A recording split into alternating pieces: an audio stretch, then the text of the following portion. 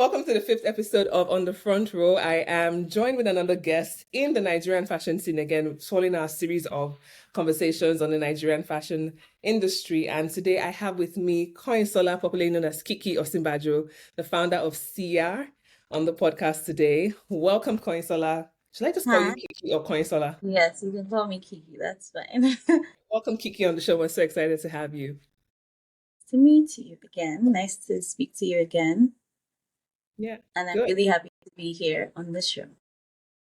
Great, great. I think you're a natural. I told you I was going to do a bit of stalking the last time we spoke, and I just went, and you have quite a presence on the internet. And I will come to that later, but it's really nice to have you on the show and then just talk through the business side of running a fast fashion brand. I think when we spoke, you were so unapologetic about building a fast fashion brand in Nigeria and what it means, and we'll just dive right to it. But just to have a good soft landing, I'm just going to talk about your background, how you started Sia, what the inspiration was. And then, yeah, let's get into it. So, but first of all, congrats on turning three. You said it's Thank 2020. you. Thank you. Yeah, Thank come a you. long That was way. a milestone for us. I'm really excited about that. I was really excited about that as well. Oh, Yeah, good for thank you. you. Good for you. And for someone that doesn't know the brand yet, how would you describe Sia?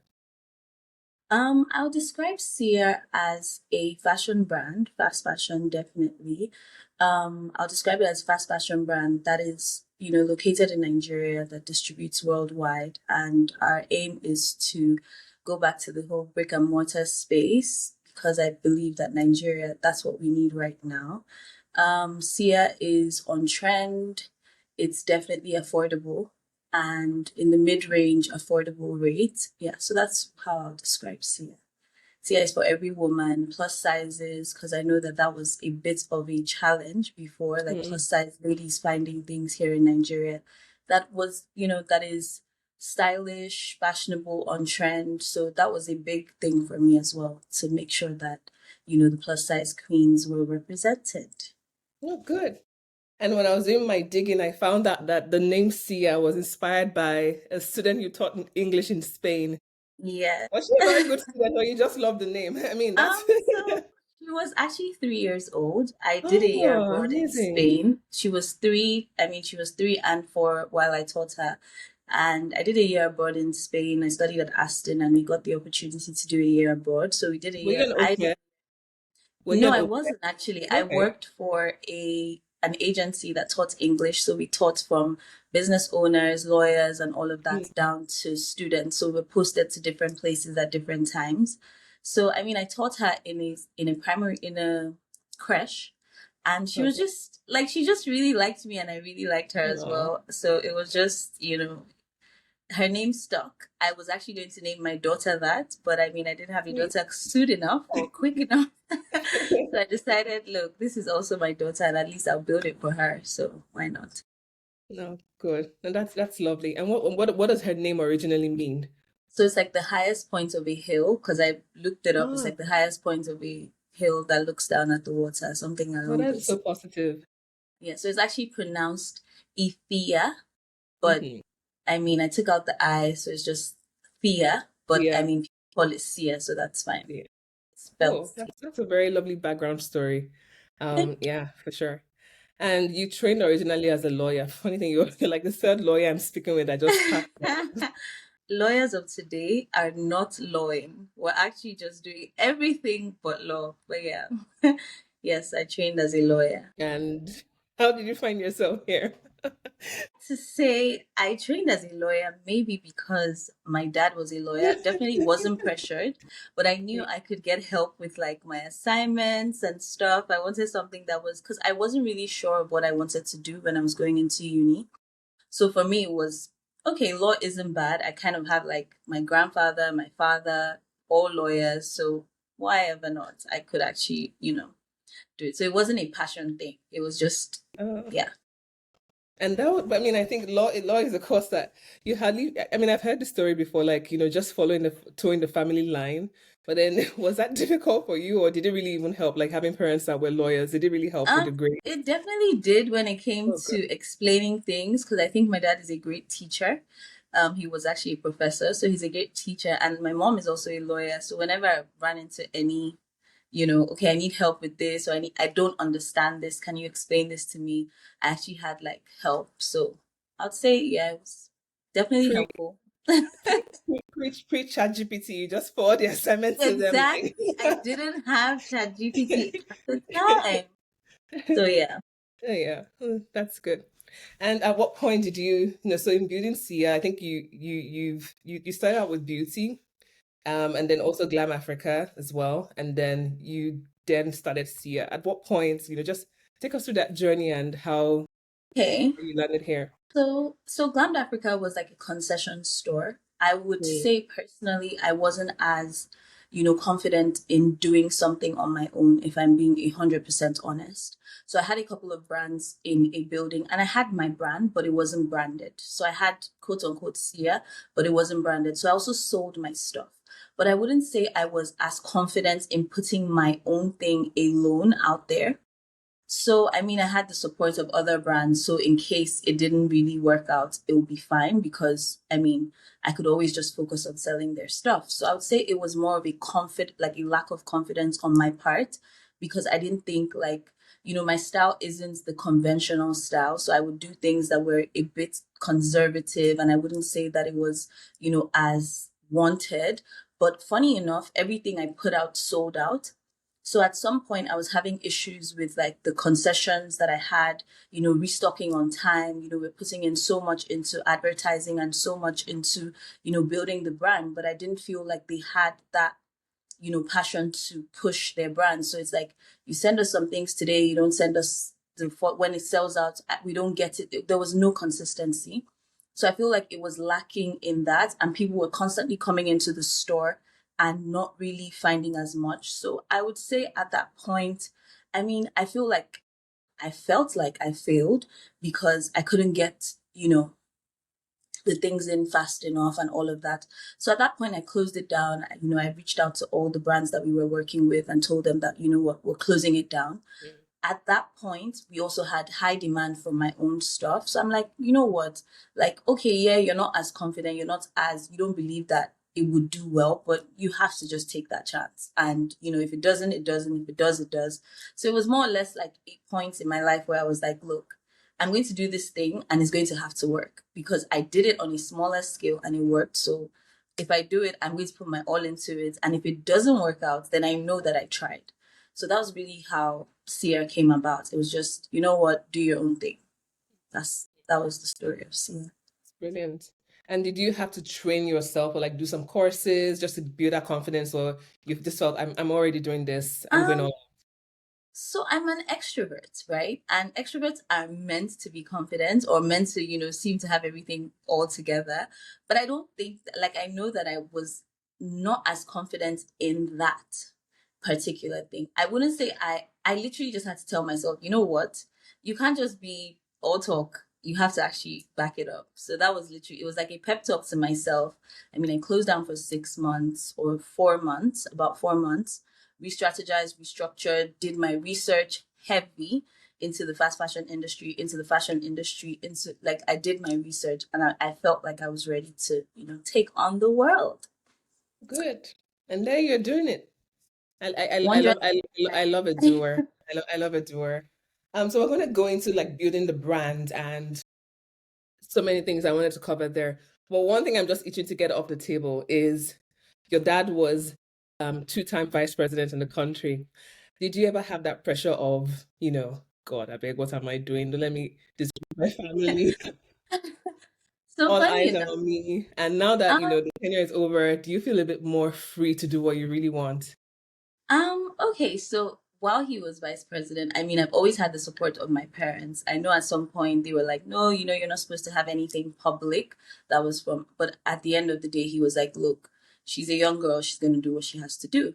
I feel like at that time, yes, I definitely did feel because at the time, if anything happened, I was, at like, social media, they'll come for you. Oh, this is going on, that's going on. So there was definitely a lot of like, negative pressure here and there.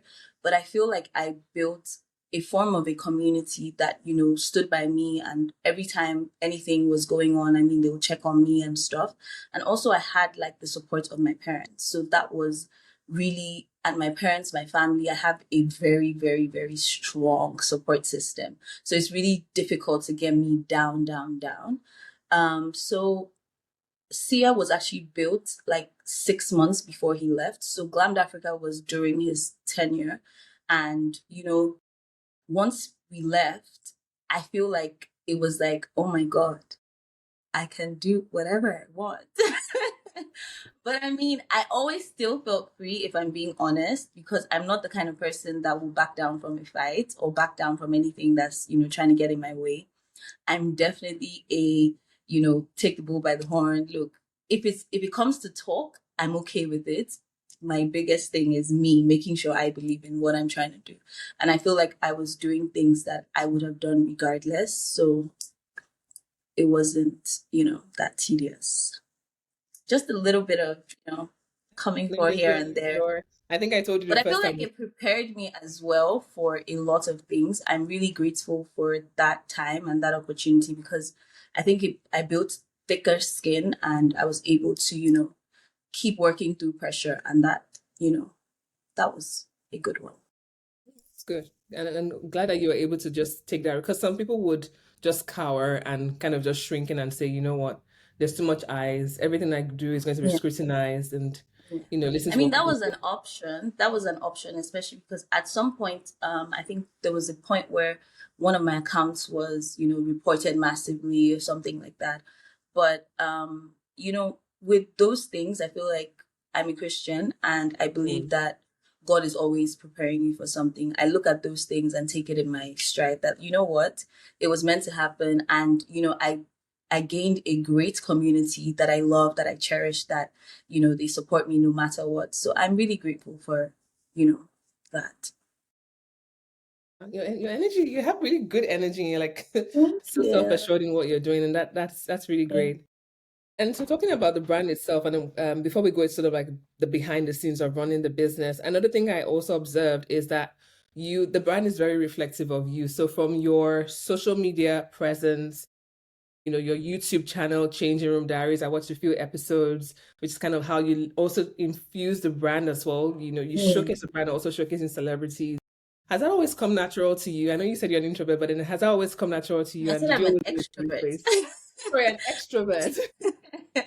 um, so initially with the brand, I don't think it was reflective. Like I wasn't at the forefront, but I got some advice at some point that you kind of have to own the brand because I wanted to see how well it would do without me like constantly pushing it, which for the first 2 years like I would post here and there on my page, any milestones or whatever the case may be, but I wasn't like wearing it. I was always wearing it every day regardless, but I wasn't like publicly forever like pushing the brand.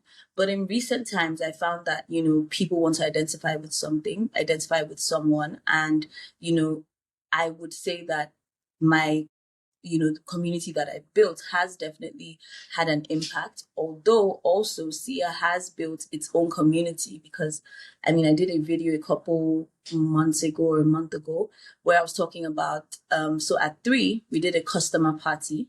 I didn't invite any friend, I didn't invite anyone. I kind of wanted to see like what Sia had done on its own.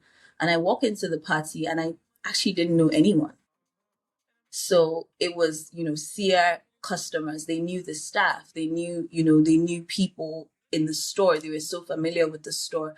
And, so for me, that was big. I felt like, you know what? Like this brand has its own community of ladies, and it's growing that way. So yes. And with Changing Room Diaries, yes, it was a way of, once again, with Changing Room Diaries, little secret, I wanted to kind of do something for myself. And once again, I kind of attached Ciar to it because I wasn't as confident in just doing it by myself. So yeah, I do things little. I kind of try it and see how it goes, and then I kind of go for it because I wanted something for myself, something that showed who I was. not behind the clothes or behind the production, just something that was, me. And Very girly. even though you've done this organically, and from what I hear, I think it still follows the new playbook that we see of founders as the ultimate influencer of the brand. So Huda 100%. Beauty being the 100%. face and head of a brand, and even in 100. other, you see this in other tech businesses as well, where you have the founders at the forefront being the ultimate evangelist. But I think you've done it very well with the brand. I mean, you're Thank clearly a you. fashion girly. Thank Um, you. yeah, and you've learned that. So let's talk about the business itself. So you said it like you are building an unapologetic fast fashion brand in a sustainability conscious world where the word fast fashion can have like a negative connotation where we're linking it to in terms of waste and just general consumer behavior of overbuying. What does that mean for you in the Nigerian context? So I would say, to be honest, you know, we need to look at Nigeria as what Nigeria is. So we're not there yet, in Yeah. my opinion. You know, the West is at least, 20 years ahead of us. So I don't think we've gotten to that space yet that, we have that much waste or that much. I don't think we're there yet. It's like with the brick and mortar. I feel like everybody says, oh, online is the next place. You have to be online. You have to, have your website. But regardless, Nigerians will still rather order on WhatsApp or come into the store or make sure they know somebody. There has to be some form of connection.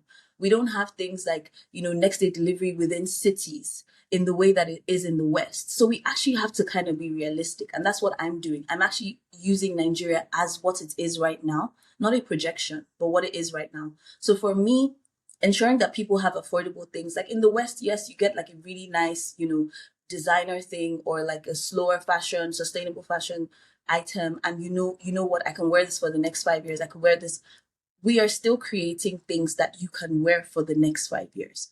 However, we're doing it in an affordable way. We're trying to ensure that people actually get pieces. We're not there yet to the point where that's a personal opinion. I don't think we're there yet. I don't think we're at the point where, you can order something on ASOS and you get it next day in any city in the UK that you're in or in wherever you are. We're not there yet. So we have to kind of, work with the time that we're in. And that's what I'm trying to do. With fast fashion, it's ensuring that people get our pieces, that people are able to, get trendy things on trend and at an affordable rate because trends move quickly. Nigerians are very fashionable people. We want to be a part of the trend. How do we do that if all the items are $300, $400? We're not there yet. So for me, I'm unapologetic about it. I need people to get things on trend, on time, because I mean, when I was in school, there were trends, and we'd go to Zara to pick up. There's the coat with this, there's the coat with the fur, or whatever it is. We could get that from affordable places. We couldn't afford the Burberrys and we couldn't afford all those things. So it's just a matter of Yeah. where we are. So we can't go with the world where we're not there yet. We're a third world country. We're developing. We're doing our best. So we need to look at, and that's how I structure this business. Funny thing also with Glammed Africa, I felt like we weren't there yet concession wise, like for people to actually give me what I needed. But in England, that would have been a fantastic idea. I studied at Aston University. I, looked around. I saw that, in fashion, concessions are all over the place. They're doing really well. Bringing that here, it didn't work as well as, so it was just a matter of knowing what would work for me particularly. And that's an opinion. So No. It's very solid. I mean, and it's also backed by data and what the market is because we can't get emotional about these things. I think even just using the word fast fashion doesn't even cover what you're doing. You're building a clothing brand. It happens to exactly, be in trend. It happens to be have a delivery where you're churning out designs speedily. It doesn't come close to the model of what we call fast exactly, fashion in the West. And so maybe exactly. that's just the context. But I love the fact that even with that, right, you're still able to clarify what that means to us here. Because if we look at the landscape, our local manufacturing isn't there. Who is Yeah, going to fill the demand for a very exactly. long time? I mean, in the previous episode we told you, we talked a bit about the Okrika market and how that filled a need, even It though did. it And filled it a still very does huge for need, and it still it still does. does. It still It does. still So we does. need to know that, people don't have the, stable income, the opportunities, it's not the same as in the West, where, even as a student, you can pick up a job at McDonald's and you're able to do certain things. We don't have that here yet. We're growing, we're building, and we're like the first in the industry. I think this wave of fashion in Nigeria, we're literally pioneers. We're all pioneers. Like 30 years to now, we're all still classified as, people who started 30 years ago to now, we're all still classified as pioneers in this industry because it's a new thing. Yeah. you know Yeah. yeah. No, very, very, very valid. I mean, I could, without even just going further deeper, just playing back to 30 or 20 years ago, we had a functioning Aba markets, which was Exactly. still imports based and still a few local production, so you could still get basic things being made from there. That doesn't exist anymore. Yeah, even the quality of what is coming in secondhand into the market has greatly reduced. You're having Exactly. a lot more wastage, being shipped. The Okika market and secondhand market. I keep using the word Okika, but for those that don't Yeah. know, it's like the formal, quite semi-formal secondhand Mm-hmm. market that runs in Nigeria. The quality that is coming in has also greatly changed, and so people have to move somewhere. But then the standard of living hasn't increased. So where are people going to get their Exactly. clothes from? You know, Exactly. so We all have our markets to fill. I mean, there are people who can service different industries. I don't think there should be anything negative attached to whatever it awesome. is. Good. And you are doing this with your production in Nigeria. I think, was that a strategic decision or was it an opportunity for you to decide to make it locally in Nigeria? So for me, it was definitely my go-to because I wanted to be in control of the end to end when it came to my business. I don't want delays. We're constantly changing. Policies are constantly changing for imports. Like, we're not in such a stable time. If I had it elsewhere, I would have issues. And for me, it was important. Key goal is a production factory, like a state of the art. I mean, I'm still building, I'm still bringing in machinery here and there. I'm constantly investing in machinery. Just got a machine recently that's about to change the game for us. So I really want to invest in technology and, innovation to make things better, to make things faster, to make things more efficient. So my goal was really the factory. I'm really interested in the details of a factory, how the factory runs, how it works, how, the staff, work and all. So for me, it was always going to be made in Nigeria. And how I many mean, people do with you currently have on your team? last I checked, we're north of 150. Last I checked, yes. So That's great. last I checked. Yeah. And But then we're you're growing. always hiring. We're Yeah. always bringing in new people. We're always, bringing in more tailors. We always need more hands in different, departments, quality control.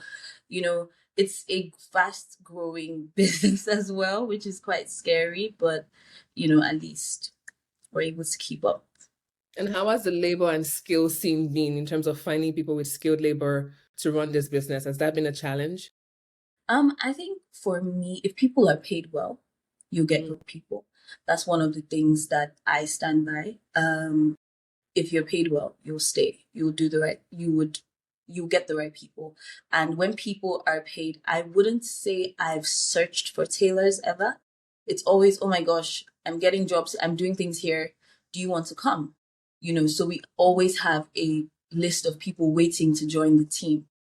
It's more or less word of mouth when it comes to the production side. People are always wanting to join, like, they've seen how the lives of their people are being transformed. So it's like, okay, whenever there's an interview or the next opportunity, let me know. So I wouldn't say I've struggled with them in that regard. What I've struggled with is more, I mean, tailors are hectic people. I know everybody knows that they can be hectic, yeah. especially Nigerian sailors are hectic people, but not in that they're not skilled. Mm, More in just character and just, general attitude here and there, but yeah. they're good people and they're skilled. Just making sure they do what's That's expected right. Yeah. is the challenge. And in kind of like building that, because I like to touch on this as well. When you are building a ready to wear model, I think one of the key things that you always have to overcome is that sort of that standardization and getting the Mhm. sizing correct and just that uniformity. Was that a challenge for you, and how did you overcome it? Initially it was because we have a different body structure here in Nigeria. We're curvier people, and so we kind of had to adjust our sizing a little bit to just accommodate that. I found that, at first I thought it wouldn't be an issue because I mean there were people who had brands. We had the Miss K's, we had a couple of people who also import stuff to sell. I know we had a couple of brands at that time, and what I found was that, because most of them were stretchy pieces, they Yeah. could fit into like the half sizes. So most of them are like either the lycras or the, mesh dresses and stuff. So when it came to mine, because my clothes mostly are more structured stuff, cotton dresses that need to be your exact size. At first, I did struggle with that, but, we adjusted that really early on, and we've not had an issue since then. So yeah, and we have, we do the patterning of each sizes, and also we're usually, you know, good with that. And what challenges are you currently solving for as an entrepreneur and business owner, Ah, leader of teams? What keeps you up at night? okay, so what keeps me up at night? Right now, electricity is a major challenge, especially with bringing in machinery and different things. Electricity is a big one, because we have to run 24/7. So my factories run 24/7. So they have shifts and they're constantly working. So they're working overnights every, like, they have their shifts and stuff. So electricity is definitely an issue because we have to run on diesel. We have higher costs and Mm, stuff, and also the currents spoiling certain machines and stuff like that. So we mm, have those issues. Another thing that's keeping me up is, like I said earlier, this is a new territory, and so we don't have as many, like, if I'm abroad and I'm looking for a pattern cutter, or I'm looking for a fabric designer, or we don't have as many people in the industry yet doing these things and out. And if you're anywhere else in the world and you look for a specific skill set, because they've been doing it for years, you have a better array of options. I'm in Abuja, which is the capital city, but not where everything is going on like Lagos. Lagos. So it that is a bit of a challenge. Hiring specialized skills is definitely a problem right now. But I mean, I'm trying to work with people abroad, work with people here as well, just to make sure. I mean, that's the only option I've got. Work with people in Lagos, try and see how we can manage that while, the industry improves, or, I'm looking at also training some people, people who already have basic knowledge in certain things, thinking of training them, to learn newer skills. So I think that's a challenge, the workforce in getting specialized people for specialized things, because it is a new industry. It is something that, you have to, you're growing, the industry is growing, people are growing, and these jobs are now being found, or, people are thinking, okay, I can go into this or I can go into that. It's not something that's so available, So that I would say is what's keeping me up at night right And I can imagine how much that overhead costs in terms of just having to power based on diesel is flowing into your pricing. And now. just, Exactly. segueing a bit more into kind of like costing and pricing of the brand. You've also said you wanted to make this an affordable brand. I think one of your price ceiling is about 100,000 or 75,000. Not sure of that. How Yes. how are you able to make this work? So with our game is volume, right? So Mm, once you have the volume, yeah. the smaller margins actually are not that bad. So once you have the volume, I mean, we have very good volume at this point. And from the beginning, really, because when we came in, we started in Abuja, there wasn't anything that was like that, in my opinion. I mean, I didn't see anything like that at that time. So we've, played the volume game for long enough, and we know that, that's where we're sticking to. Mm. And still on pricing, and in terms of pricing and brand, you've also referenced like your North Star. I think one company that you look up to is Inditex, the parent company of Zara. And they also run the model where they have like different tiers in terms of pricing as well. Yeah. So Zara being you know, the Yeah. the the main brand, and you still have the Massimo Dutti and the Oysho and the rest of them. Do you see this as something you can also explore in terms of kind of having Yes, that layering? Mm, yes, definitely. That's definitely in like in my plan, I feel like at some point I would still try and get something a bit lower and then higher as well. It's definitely in the plan, in the works. I pray that we're able to do that. With Ciar right now, we have so much on our plates. You know, Christmas is coming. There's always something, and you know, the more I feel like Ciar started off as a word of mouth brand. So the more people tell people about it, like our shelves are getting empty literally almost every day. So we're working flat out for that. So the timing is kind of, you know, a bit sketchy, but we'll get Yeah. there. We're It is still, feasible. It is feasible. yes, it is. And also you touched on the brick and mortar strategy, and I think it's absolutely brilliant because I remember our first conversation, you said you were doubling down on brick and mortar. So expanding 100%. and doing the old school route of having boutiques, like proper boutiques. Nobody uses that word anymore. It was such a big word. Yeah, as I just said it, I was like, oh my God, I sound so old for saying boutique. But like having, yeah, like having the proper boutiques and having proper stores across Nigeria. And that for you is a differentiator. Can you just talk through the strategy behind that a bit more? So for me, like I said earlier, once again, the Nigeria is not Nigeria needs trust, right? A lot of the customers want they ask you, where's your store? What is your address? You know, they want to know where you are. So I feel like we're in that point where high street can be high street here. You Mm, know, as time goes on, we would get there to where, you know, online is where it's at. But I feel like high street, you know, going into a proper store is still where it's at for us. So for me, that is why I push for the brick and mortar. Also, I'm a shopaholic. I'm currently trying my best to stop shopping, but I am a shopaholic. And I feel like I shop more when I go into the stores because I get to try them. I get to, you know, look at how it could look a certain way on the hanger, but when it's on you, it's different. You know, you buy a lot more. I'm really big on that. And I feel like that has really helped. My store structure is a house of mirrors. So no matter where, like it's a content period right now, everybody's on, you know, content, taking videos and pictures of their, you know, ambience is in right now. You know, the way it looks, the way the store looks is really important to us right now. Social media is king right now. So any point anywhere in my store that you are and you take a picture, you will see our clothes. That has really helped because people are like, oh, where is that? Where is that? I want to visit there. Where is that? So I made sure my stores are beautiful. They actually are. Like a lot went into creating those stores.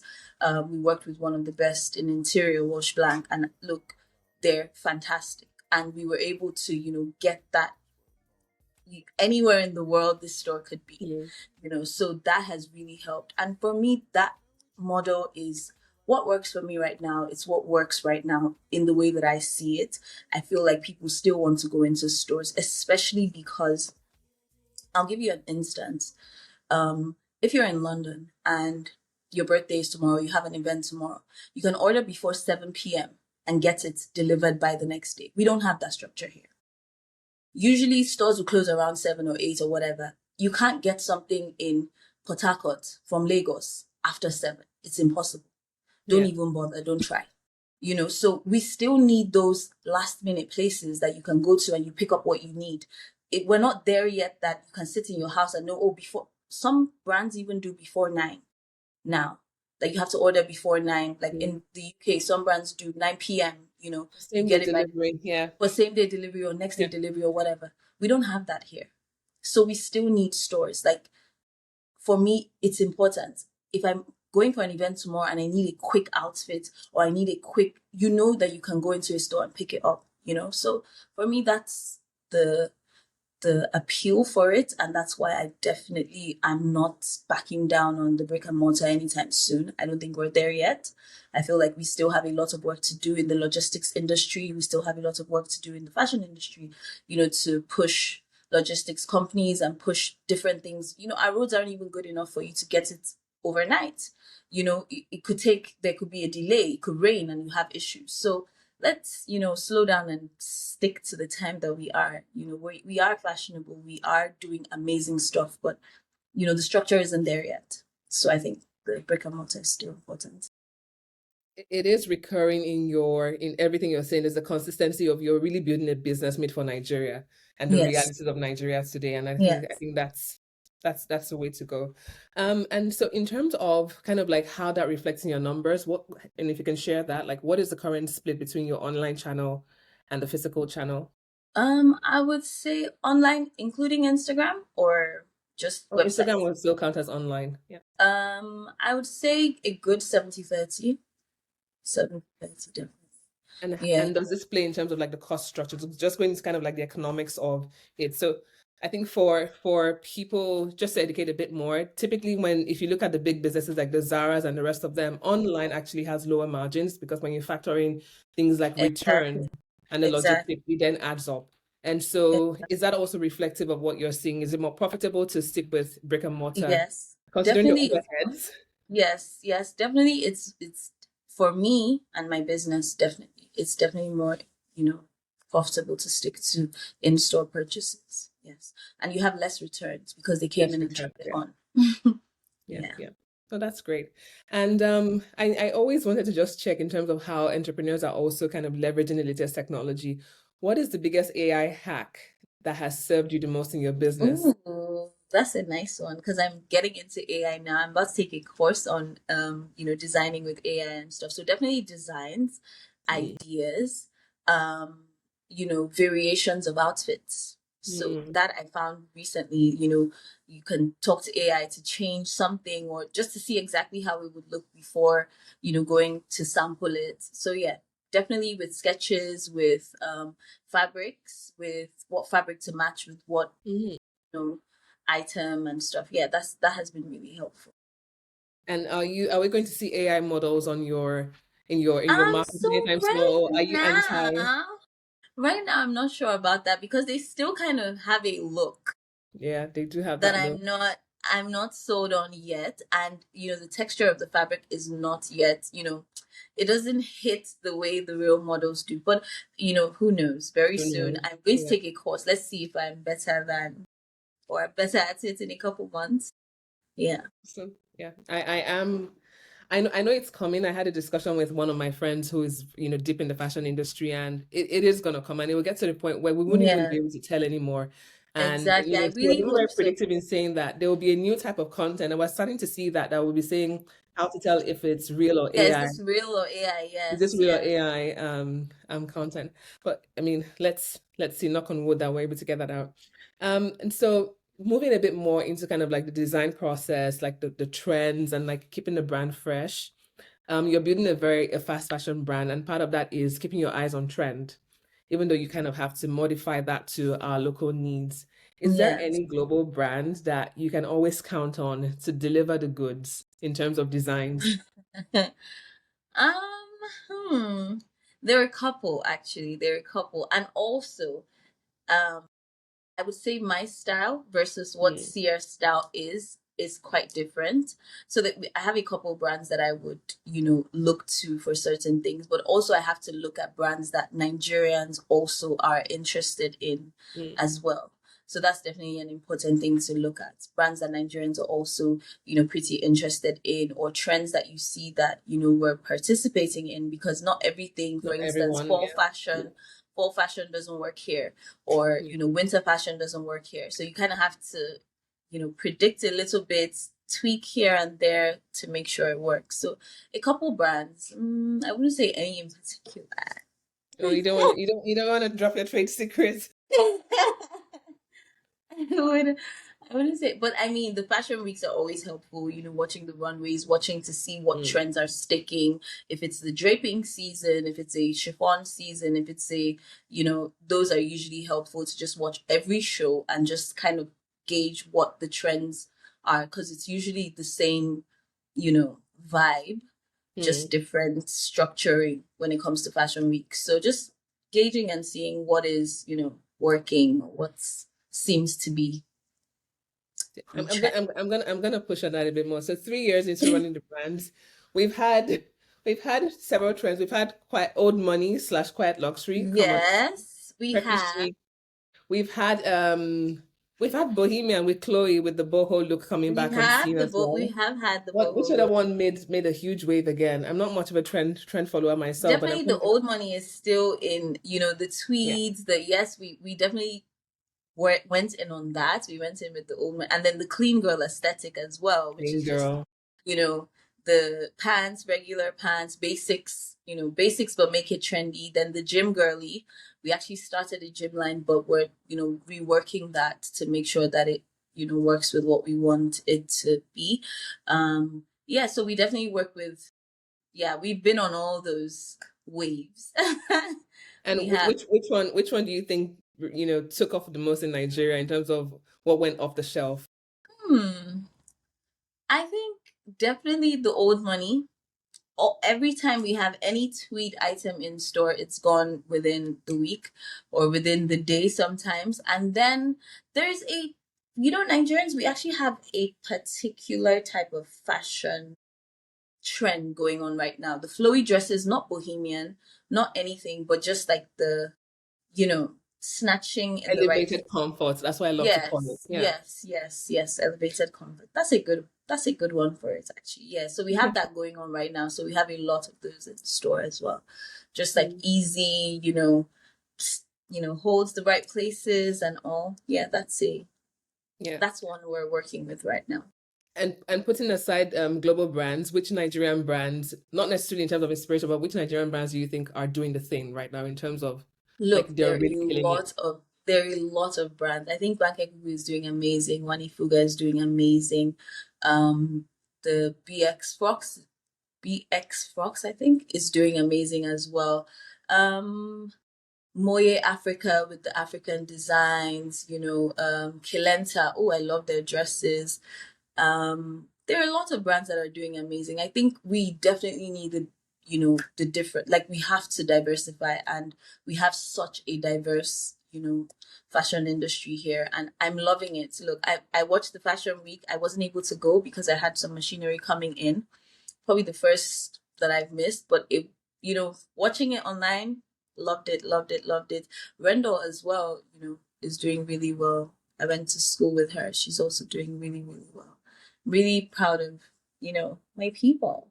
Lisa Folawio has been an icon forever. Yeah, she's been a long time She's icon.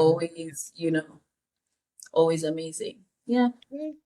And speaking of Fashion Week, one of the things, I mean, this year was definitely in a higher scale. And I think one Yeah. thing that also just made a difference was getting Nigerian influencers abroad just to come in. I Mm-hmm, think mm-hmm, was a mm-hmm. good full circle moment. But one thing that we're also seeing is, getting these brands ready for exports. A lot of our, and you've seen that conversation on Twitter saying, Nigerian brands are not making clothes for Nigerians, they're making it for Nigerians in the diaspora or even for export. That is a strong view that some people have. Do you think it's an opportunity for you now, or do you want to double down on the local market, or are you keeping both in Um, play? I think we have a very good hold on our international customers. They buy in bulk. Some people even buy and buy, 20 pieces of a particular item to sell. So, I think we have a very good hold on our international clients. I think with everything, there is a different outfit for every occasion. So the same way they are making things for Nigerians in diaspora, we are also making things for Nigerians in diaspora. I don't think it's, and even people that are not Nigerian, I've been getting a bit, I would say a lot of nudges from other African countries and Dubai to bring it Ciar there, especially because we have conservative clothing as well. So I've been getting I would help you, people who are high up there. Yes, we'll get it done. We would you know do you want a franchise? Do you want this? Do you want that? We've been getting a lot of those sorts of requests. But I would say that with everything, it's like with me, I would shop in Zara, but I also shop in Fendi. I'll also shop in Nuevi. I was shopping in Gucci. I'm not. There's no with fashion. It cuts across. If you can afford it, you can go from the lowest to the highest or the mid range to the highest. It doesn't matter. It's just how you feel. And I'm a big believer in how I feel in an outfit versus what the trend per se is. So if I like this brand, I would rock it. It might not be the most popular I would rock whatever I feel I look best in. So I think everybody has a space in this market. It's like, for example, every time I look at, or somebody says, oh, how about competition or whatever, I say all these stores are on the same street abroad. There is no such thing as competition. The world is big enough. Because I'm buying here doesn't mean I would buy at the next place. They're all on the same street. All the high street stores are on the same street. Sloane Street has all the designer stores.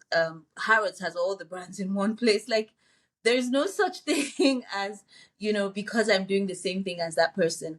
Funny story is, the person who helped me with my first store and, told me the systems to use, the place to rent, like helped me with getting my first store in Lagos, to rent the first store I had in Lagos, was actually Miss K Boutique, the owner of Miss K Boutique. And for me, like, I look at it as, for somebody in that position to help me, we are doing the same thing. We're both in fashion. And he made sure our stores were side by side. Like, he was like, look, this is the only place I found that is fitting and you would really like. I went around with him and landed on that spot. And he didn't feel any type, like, it wasn't like, oh, we're going to be beside each other. It's like, we can grow together. And I know the people who have helped me, who have coached me, that are Nigerians, are in my industry. And I do the same. Like, anybody that I hear is starting a fashion brand, I have a customer that turned friend, I would help you. I would put you on. There's no competition. We grow together because we are all pioneers. There's no reason why, your machine shouldn't be my machine. If I bring in a machine that can help you, come on, we can. I see no reason why we can't, do this thing together. I don't know. Maybe it's me, but I mean, the people that I've been privileged to have around me in the fashion industry, in the beauty industry, have been amazing. And they have, really, really had a great impact in my business. That is such a positive story. The experience you shared in terms of the founder of Miss K also just helping you set up. I think that is such a positive one. But just picking on something that you said in terms of, there's still like kind of like that informal support system that you're all having, building the Mhm. ecosystem. And I checked Yes. this, I asked this question earlier. Do you think we are getting to the point where there is an opportunity for consolidation? So for example, like I mentioned, the Inditex model, where I mean they own these brands, but then more maybe like an OTB that buys Diesel, that buys Tommy Hilfiger, and keeps all of them in one house, managing the scale of production. Do you think we're getting ready to that point where an investor can come in and consolidate and build the full value chain? I think, look, it's Nigeria, anything is possible, but it would definitely cost a lot. So, I mean, I wouldn't knock it. It's very possible. But I'm not sure. I wouldn't knock it though, because it's Nigeria, and anything, it's just a matter of how much you're able to raise and all of that. But I think it's definitely possible. Yeah. And then also just talking a bit more in terms of investment, and kind of like getting a bit more backbone to it versus just relying on the informal system. Let's play a game of investor now. Like, you have been appointed as a strategic advisor, you have a check of $100 million. Put money in where you get the highest returns in the whole value chain. Yes, we can dream. We can dream big. We can raise You it. have a you have $100 million. Where are you putting this money in the full value chain? It would definitely be in production, in setting up factories. I feel like, honestly, being 120% honest, I feel like we can revive the market here. We can start with our own cotton, our own, we've been there. I met with someone who, his family actually had the biggest factory for textiles back in the day. We can go back there. That is where I would focus all my energy. I visited China a couple of months ago, and they are responsible for 65% of the fabrics used worldwide. That is crazy. And that is such an industry. It's so, like, let me not get into that because I'm very passionate about this part, but honestly, I would invest it wholeheartedly in infrastructure, in making sure we have factories that are, giving us the raw materials, the clothes, the cottons, the linens, look, everything. Hmm. everything end to end, because I feel like it's such a market that can help even other African countries. If we're able to be that powerhouse, come on. That's where I'll put it. So if you have the 100 million, Yeah, I if I had got 100 you. million. And the No, return on investment will be amazing, especially yeah, I because agree. then you can, you can leverage. Because I think the problem we do not have in the fashion industry is being able to all come together and leverage. You know, Leverage, yeah. we don't have anything we're leveraging. Everybody is doing things in parts. If we all come to look, what we need is give us a district, give us light, let even if everybody's factory is side by side, but you give us a district in each city or whatever the case may be. And we need to be able to leverage, if we're able to bring in this much money, we should be able to leverage on certain things that we need. We should be able to, get certain breaks on bringing in certain, machinery and not paying, ridiculous amounts for clearing and all of that. Come on. I think if we have leverage, like heavy inflow, we can. Sorry, I'm getting into something else. I love, honestly, I can go down this rabbit I hole know with I you could go because down this and this interview wouldn't I end love with. thinking about strategy and also just, Yes, because everything is, I I feel mean, like we can we're still leverage very on. scrappy. Like we're Yes, still very scrappy. Everybody's struggling to everybody's make it doing work. different things in different places. Like it's like the share industry. It's like how huge share became like in the last 20, 30 years. Shares in chocolates, is in this, is in this. And Nigeria was a very big player in that.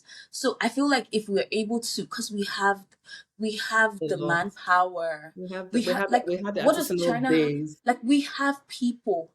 We have people. I'm Imagine. even gonna touch on something as a I think in one of my earlier interviews, I also just found out that even what we call artisanal here is Yes. still import reliant.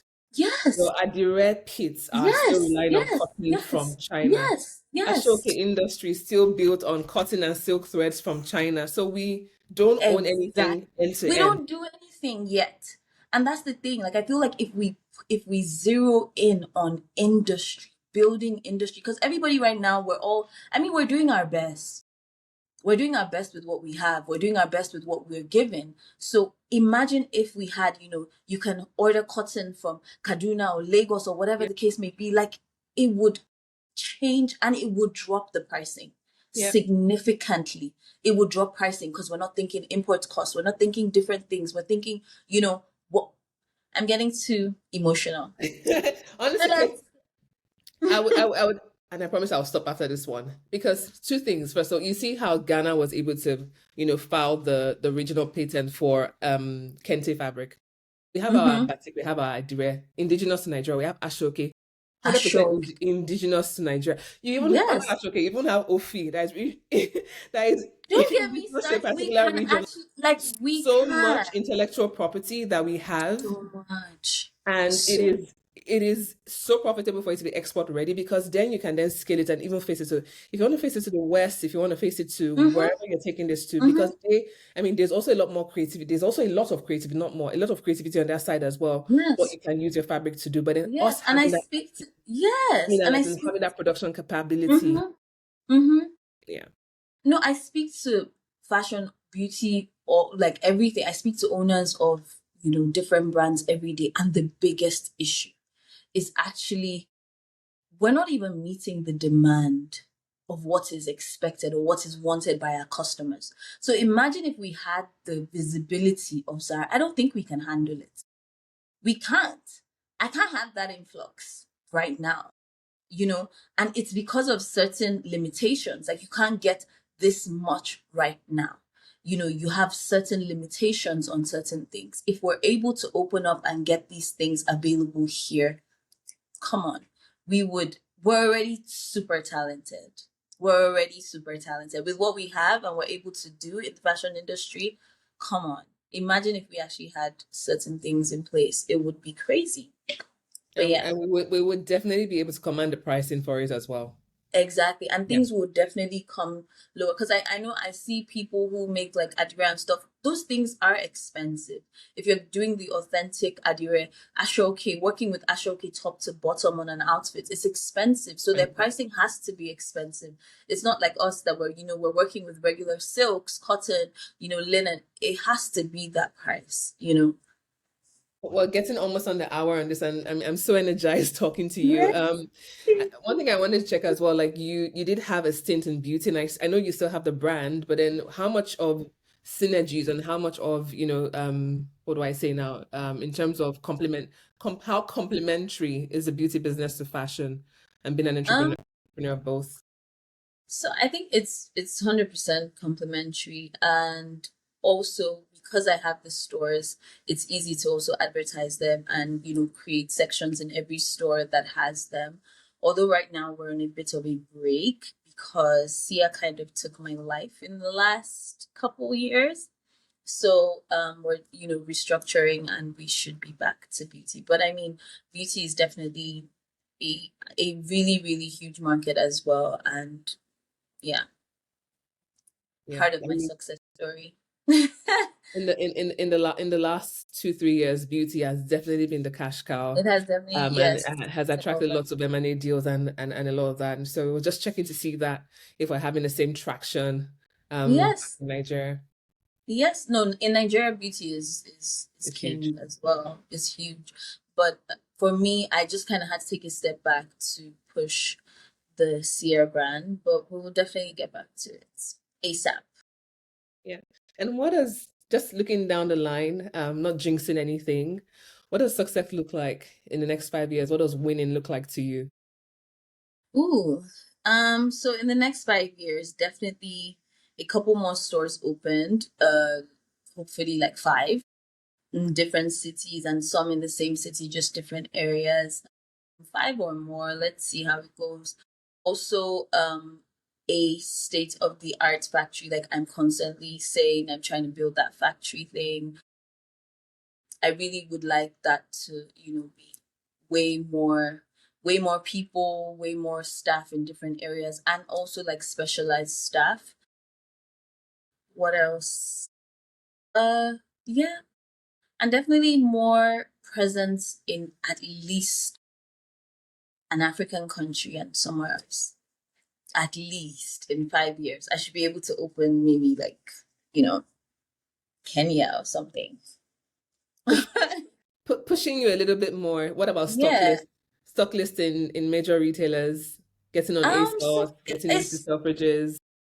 It will be difficult to do those, but who knows? I mean, it'll be difficult, not that it's not possible, but just because of the amount of pieces we have. You have. Maybe with a slower brand, Mm. it would be maybe if I start a slower brand, maybe I'll be in ASOS and Harvey Nichols in the next couple, years. But because it's a bit fast, like with Connor Walker with House of CB and Mhm. all of that, like because they have like specific pieces, I think it's easier to, be a stockist in certain places. But because ours is a bit different, like it's hard to find like a Zara in Selfridges Yeah, or I mean, the H&M. cycle is a lot fast. Yeah. Yes, so I maybe another brand. Maybe, yeah, maybe your premium tier My brand. premium, yes, maybe Yeah, that. yeah. Hopefully, And maybe let me push you a bit more. Maybe you actually acquire a brand because now we have to start thinking maybe. strategically, not having to Yes, start from the we're scratch. You just look, acquire a look, brand, I'm reading acquire a a book team. right now that is inspiring me heavily. So yeah. I was gonna come to that question, but don't tell me yet because I'm gonna ask you. Literally, I was gonna like it's on the Okay. quick Yeah. takes question. Yeah. Yeah. So talking that, and so. I think we've covered it. I mean, I'm pretty excited about what you're doing. I think what even inspires me the most is just the clarity that you have in what you're building. Like there's no like you're like dead on, very clear about what you're doing. I think that's pretty inspiring. So coming to you now, you are, can I even call you an influencer? But like you're an Instagram girly. Yes, I think I'm just living my best life. I make it look, I'm trying to balance. I spoke to a friend of mine recently and I was like, how do you guys who have businesses and literally go online every single. How do you guys do it? Funny enough, I started TikTok again, and people really love the videos. I get a lot of messages about, because I go through a day in my life most Yeah. times and just, talk through maybe something that's going on or whatever the case may be. One will suffer, in my opinion, because I'm not able to balance all at the same time. I'm still trying to, stay consistent, but that's kind of, stressful. Yeah. But yeah. You're doing a good job. I did enjoy the Fitting Room Diaries. I liked Thank that one. you. You watched that? I watched Yay. that. Yeah, I thought it was Thank interesting. you. Thank you. Thank you. And speaking of your style, describe your style in 3 words. Comfortable, my mood, and conservative-ish. A You're, little, you're missing one word. what was fashionable? What's Preppy the word? chic. Preppy Chic. chic. Yes, chic, Blair definitely chic. Waldorf. Yes, because listen, I actually, like, if I lived anywhere other than Nigeria, I would be dressed like the world of every day. I'm obsessed with headbands. It took everything in me not to wear one today. It took everything in me not to wear like a tiny cute dress to this, but yeah, Yeah. definitely. You're that tweed girl, I headband. am, I If you if am, you I if am that little head. you if not that people will be honking for you on the street, you pair the Mary Jane's with socks. Literally. Ah, it's so sad. Like, we don't have enough code for all of Yeah, what I'm trying to do with my life, but it's okay. yeah, yeah. And what fashion trend would you love to see make a comeback? What fashion trend would I love to see make a comeback? I mean, what I wanted to see make a comeback was sandals, and they're back. You. So I love sandals.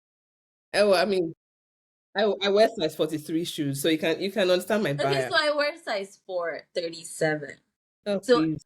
shoes for Oh, me, please. You don't know what God has done for you. Like, I wear size 4, yeah. 4.5.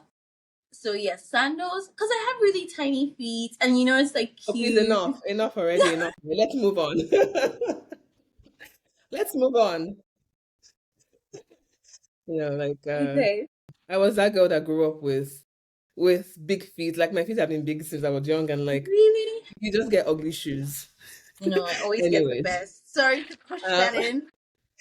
yeah. Shoes. And on a more inspiring note, so I was gonna go to the books ones. What 3 books have you read that flip the switch in Hmm. your brain regarding Okay, your so entrepreneurship journey? So I'm big on reading people's stories. Right now, today, the book I'm reading is Making It Big, Femi Otedolá's book, which I literally picked up because someone said, "Oh, you should read this book.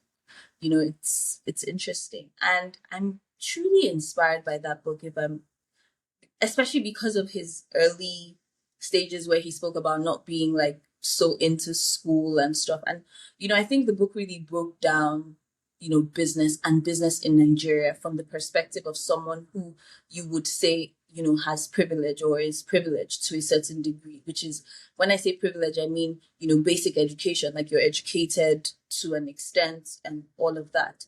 I feel like that really helped because I have conversations with my friends sometimes where I say that, there's a fire, that privilege, you have to build that fire if you're privileged. There's a fire that you need to have, especially if you're privileged, because you can easily just relax and everything will be seemingly okay, at least for the first few, years of your life or whatever the case may be. Um, so for me, it's really inspiring because I think he's speaking to me because, it's just about bottling, like, putting your head down and knowing that this is what you're doing and you're going to do it. The opportunities that present themselves, how to take on opportunities. And he kind of explained it almost in a way that, he broke it down. I'm really loving that book. Sorry, I'm talking about the Lord, but that Oh book is no, definitely. thank you. Now I want to check it out.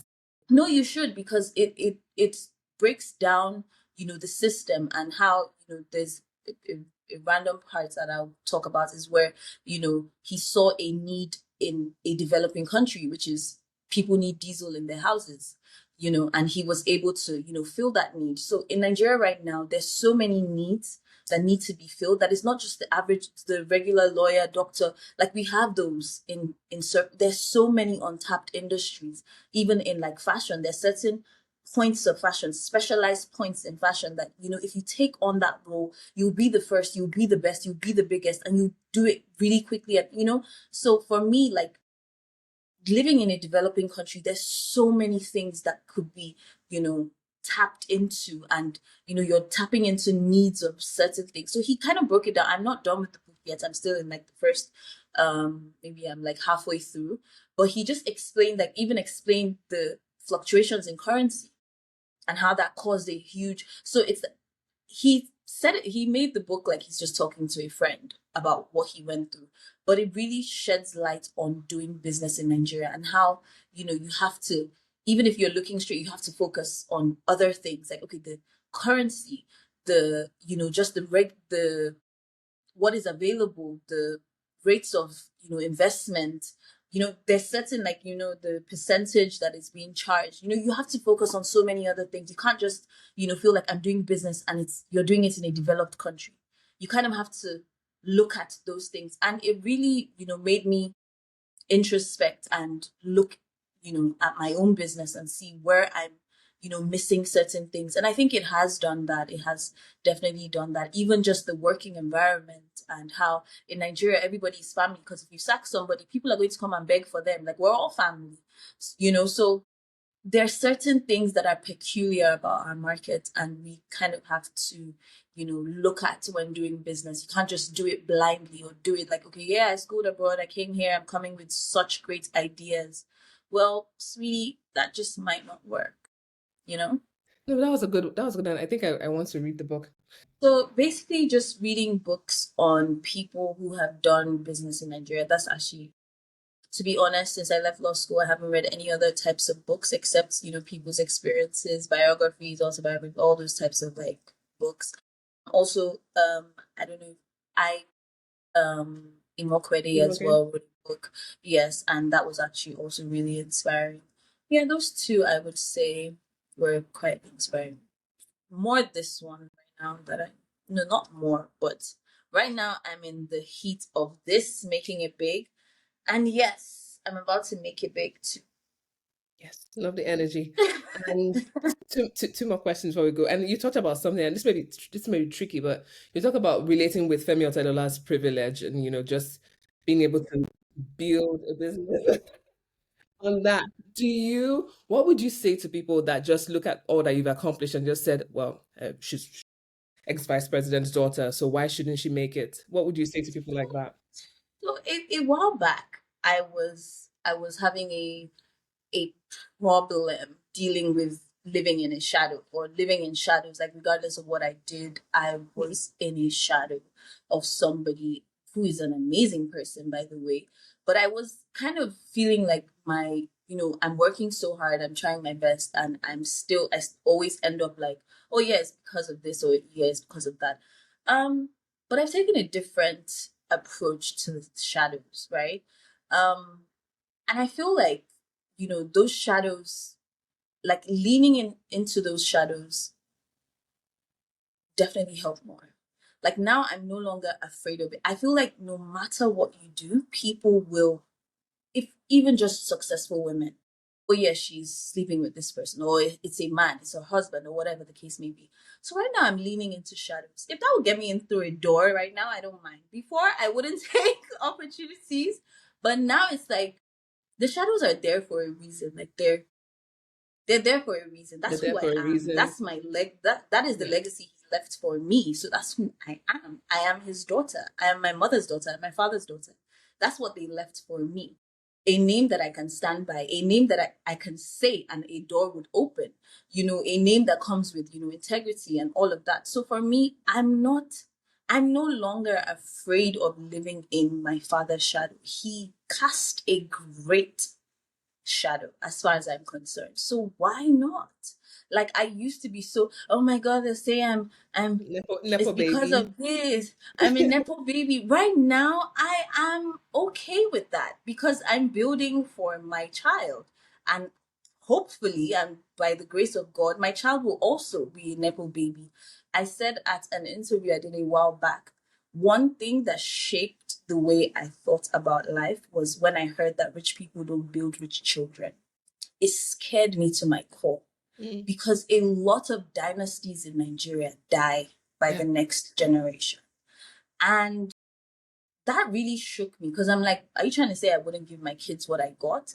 Are you trying to say I wouldn't be able to do this or I wouldn't be able to do that? So right now, I'm at the point where I'm leaning into that shadow. I'm willing to take what the shadow is willing to give. And I mean, we're all in the shadow of God. So why Yeah. can't I be in the shadow of my dad? Like, I'm sorry. Yeah. So yeah, I'm okay with it. I've made my peace with it. Yes, I'm privileged, but privilege will be birthed from me. That is what I pray. That privilege would also be birthed from me. I don't want to, you know, feel, oh my God, they don't care about what I'm achieving. There are people who are achieving even way more and people, say it's because of this or it's because of that. So I mean I'm not the only one and it's not Yeah. that special. There are a lot of yeah, it's not that deep. It's a good shadow at least. It is. It is a good shadow, and one So that you why should am be I proud. You not? should be proud of. Kiki, your energy. I think I'm sounding like a broken record, but like your energy is really, really good. Like you, Thank you so like much. I mean, I've spoken because I've been having these conversations, but I think it's really just the clarity, the confidence. I think the first time we spoke, I told you had to order Pentalions or the Yes, I you have haven't to- Did you still. order I it? should be. I'm owed it. I'm supposed to be going abroad in a couple months, so I'm Yeah, just I can't you wait. I should just cannot have it on wait. your I have to counter take there. Nigeria in doses. I Yeah. can't do it full time. Yeah, so Yeah, I I, would I think definitely. I think I think that fragrance just embodies you. Like the Oh, audacity thank which you're building you. with confidence Thank you. is Thank really you. inspiring. And this Thank has you. been such a good one. If you're gonna give a word of advice to anyone starting a fashion brand, just someone that is very stuck in the rut, trying to get tailors, trying to figure out how to build Instagram, what would you share Mhm. with them? I would say to be very honest, look at people who have done it in your building stage. Look at people who have done it and done it successfully. Study. Half of business in Nigeria is research. You're researching where to get the best logistics. You're researching this, you're researching that, how to what the tax laws are, whatever it is. Look at people who have done it before, not to copy them, but to learn from them. You would see that some people made mistakes. Look at brands that fell off, why they fell off. Look at brands that, because some people can't, you have to just look at people who have done it before. There's a lot of wisdom in the Igbo culture, the freedom. I don't know if you've heard of it. Uh, There's a lot of Apprentice wisdom. system, yeah. There's a lot of wisdom in that, especially because you watch somebody else's mistakes and you're able to, correct them when it's your turn. So I would say look at people who have done it before in your research stage. Plan everything because if you get big fast, the easiest way to lose customers is not to have what they're looking for. So you have to have backup to your backup. You are in Nigeria, backup to your backup to that backup. You have to have 10, 20 backups. And also, you will cry. But at some point, the tears will dry up and you'll be just fine. So, yeah, there are going to be a lot that they will throw at you. You'll be okay. You'll get through it. We all did. That's it. Amazing, amazing, amazing. So I'm just gonna end on this such a good note. I know I'm very, very confident that a lot of people are gonna find this our chat and discussion very helpful and inspiring. And hopefully there's someone out there who is just looking for a way to make it in the fashion industry can pick up this interview and and glean a lot from it. Thank you so much for your time, Kiki. It's Thank been you for amazing. the. Like I could go on talking to you for hours just because Thank I, you. I love the way Thank your brain you. works. Um Thank. Thank you. you're like so demure about it as well. Like you're like Yes, I'm a Barbie on the princess. outside, but I'm trying to like, be a princess for life. yeah, Business is kicking my ass, but it's fine. good stuff. I'll get there. Yeah, so we've come to the end of this episode. If you Thank like it, you. share with someone who would enjoy, and remember to Yes, subscribe to I our will. pages. And that's the end. Bye, guys. See you next time. Bye.